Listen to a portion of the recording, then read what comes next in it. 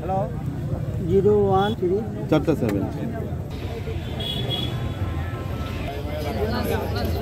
তোমার ওই গাড়ির ড্রাইভারটা কই ভাইয়াকে আমি উঠে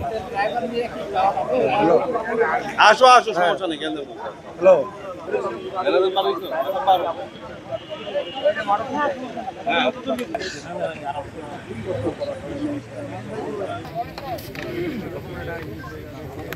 ওই যে বকুলের শিষ্য বকুলের মতো কথা বলি না আমার সামনে কিন্তু আমি জনাব মির্জা ফয়সাল আমিন ঠাকুরগাঁ জেলা বিএনপি জাতীয়তাবাদী দলের সাধারণ সম্পাদক এবং সাবেক মেয়র।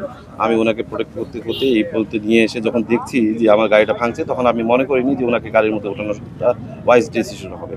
দেন আমি ভাইয়াকে পাস করে আমাদের আরও যারা দলীয় লোকজন এসছেন ভাইয়ের প্রোটোকলে যারা ছিলেন তাদেরকে দিয়ে আমি ভাইকে সাইড করে দিচ্ছি। আমি ওরা গাড়িটা ভাঙছে এখানে কে বা কাহারা আমি তো রাত্রেবেলা চিনতে পারবো না, বাট এতটুকু বুঝতেছি যেহেতু গাড়িটা এই মুহূর্তে ভাঙছে এই জায়গাতে আমাকে এই সিচুয়েশনে এভাবে ভাইয়াকে উঠতে দেওয়াটা সমীচীন মনে হয়নি, যার কারণে আমি ভাইয়াকে সাইড করে দিয়েছি এবং আমি স্পটেই আছি এখন পর্যন্ত।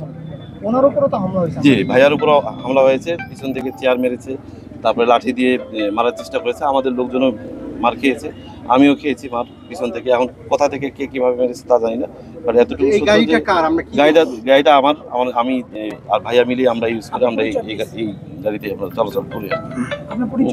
আমার পরিচয় আমি জেলা স্বেচ্ছাসেবক দলের সাবেক জয়েন্ট সেক্রেটারি 1 নম্বর, এখন আমি ভাইয়ের সাথে থাকি বেশি বেশি। হ্যাঁ একটু আগে একটা দেখলেন একটা গাড়িতে প্রাইভেট কার উনি মালিক এই গাড়িটার হামলা হয়েছে, কে বা কারা করেছে এটা আমরা দেখছি। আমাদের পুলিশ বাহিনী আছে, আর্মির সদস্য সবাই মিলে আপনারা দেখেছেন যে সকাল থেকে তাদের একটা সম্মেলন ছিল বিএনপির।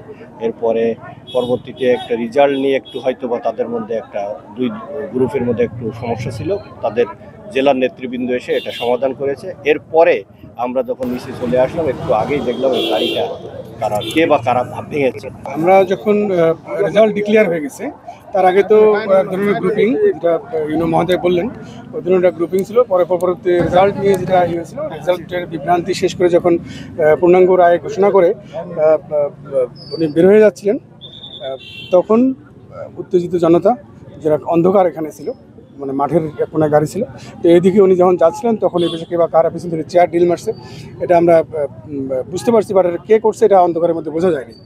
তো আমরা বিষয়টা খতিয়ে দেখতেছি, আমাদের যারা এর ভিতরে মানে এর সঙ্গে যুক্ত আছেন তাদের বিরুদ্ধে কঠোর আইনের ব্যবস্থা গ্রহণ করা হবে। ওয়ালটন এখন দেশের সীমানা পেরিয়ে পৌঁছে গিয়েছে 50টিরও বেশি দেশে। ওয়ালটন ঘরে ঘরে বিশ্বজুড়ে।